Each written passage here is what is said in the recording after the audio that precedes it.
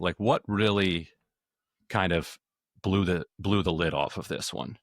So this started with President Trump was doing, I don't know, what do you call this, a press avail or whatever. She was taking questions in the Oval Office with the German chancellor who is in town and gets Mm-hmm. asked about Elon. And he says some negative things about Mr. Musk, who, of course, has been vociferously critical of the quote unquote big, beautiful bill and really going all in against that. So Trump picking up from there. And here is, let me make sure I'm not on 2.0 before I play this. Here is part of what Trump had to say that kind of kicked up off this whole maelstrom. He wanted that person, a certain person, and we said no. And I can understand why he's upset. Remember, he was here for a long time. You saw a man who was very happy when he stood behind the Oval desk. Look, Elon and I had a great relationship. I don't know if we're well anymore. I was surprised because you were here. Everybody in this room practically was here as we had a wonderful send-off. He said wonderful things about me. You couldn't have nicer. Best thing. He's worn the hat. Trump was right about everything. And I am right about the great, big, beautiful bill. But I'm very disappointed because Elon knew the inner workings of this bill better than almost anybody sitting here. Better than you people. He knew everything about it. He had no problem with it. All of a sudden, he had a problem. And he only developed the problem when he found out that we're going to have to cut the EV mandate because that's billions and billions of dollars. And when that was cut, and Congress wanted to cut it, it became a little bit different. And I can understand that. But he knew every aspect of this bill. He knew it better than almost anybody. And he never had a problem until right after he left. And if you saw the statements he made about me, which I'm sure you can get very easily, it's very fresh on tape. He said the most beautiful things about me. And he hasn't said bad about me personally, but I'm sure that'll be next. But I'm very disappointed in Elon. I've helped Elon a lot.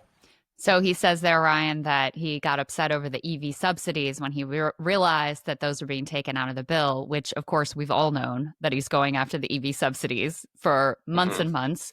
But he's pointing to that and also Trump's decision to get rid of the NASA administrator that Elon had picked as the reasons why Elon ultimately got upset with him. And here, let me put up this this response from Elon. So Elon says, maybe so you can read this. Elon says, false. This bill was never shown to me even once and was passed in the dead of night so fast that almost no one in Congress could even read it. So that's him, directly responding to Trump, calling him a liar. He in a separate response. Okay, I found this one. So separate response, he says, forget about the EV stuff. It's not about this. So he says, whatever, keep the EV solar incentive cuts in the bill, even though no oil and gas subsidies are touched. Very unfair, very Trumpian, but ditch the mountain of disgusting pork in the bill, all caps to honor Trump. In the entire history of civilization, there has never been legislation that was both big and beautiful. Everyone knows this. Either you get a big and ugly bill or a slim and beautiful bill. Slim and beautiful is the way. And so this is him responding to Trump's. He's saying, no, it's not about the EVs, because there are two things. Obviously, he wants the EV subsidies. On the other hand, he can outcompete probably, or before he torched his own brand, he could have outcompeted the other companies in the world without subsidies, the other EV companies. So setting that all aside, I think, as we talked about this morning, this gets in the way of his mission to Mars. Right. Like if the federal government can't borrow because it's already given all the money away in tax cuts, then nobody else has the power to go to Mars unless he can suck up to Chairman Xi and get him to do it. Yeah, that's right. And by the way, speaking of Tesla, in the midst of this flame war, Tesla stock absolutely falling off a cliff. You can see down 14% today. Tesla had been bid up quite a bit. I mean, Tesla's like wildly overvalued by many analysts' assessment anyway. And then it was bid up wildly after Trump gets elected. And Elon is there by his side, having spent $250 million in order to get him elected. And so the assumption, rightly so, was that, okay, he's going to get all this government benefits and perks.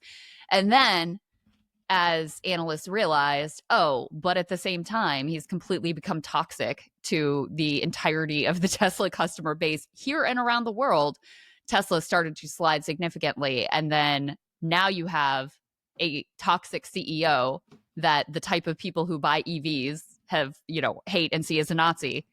And you don't even get the government benefits anymore. So you can understand why the Tesla stock is suffering today in the midst of all of this. And then, Trump responds by, threatening all of Elon Musk's funding. Mm-hmm. The easiest way to save money in our budget, billions and billions of dollars, is to terminate Elon's governmental subsidies and contracts. I was always surprised that Biden didn't do it. And old Brian Krassenstein, whose income derives from Elon Musk, is over here defending Musk here, calling this extortion. That's funny.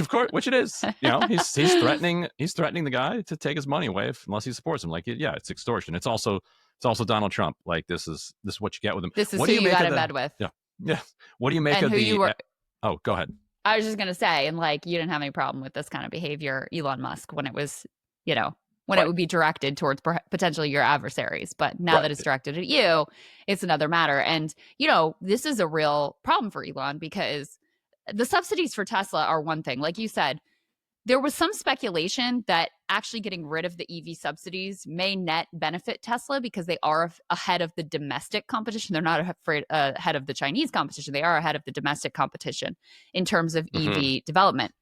SpaceX is screwed. They're nowhere without Pentagon contracts. And, Starlink has been a key part of the U.S. trade tariff policy.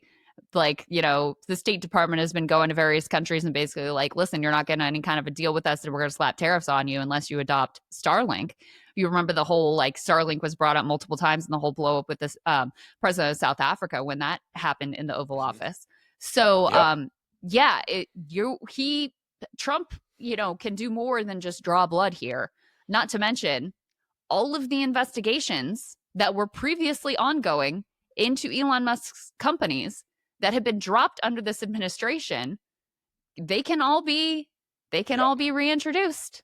That, Trump is not afraid of using the Department of Justice or any other agency to go after and smite his enemies. So he has a lot of weapons that he can use against Musk here.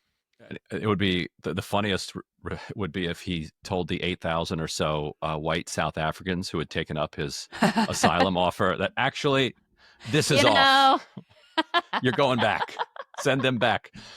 What do you make of the Epstein thing? I mean, we know that Epstein said Trump was his best friend. Oh, go ahead. Before we get to Epstein, though, there's another piece here. We can't leave this one out because Elon, before going for the jugular with Epstein, went almost, perhaps even harder at Trump here, saying that without me, Trump would have lost the election.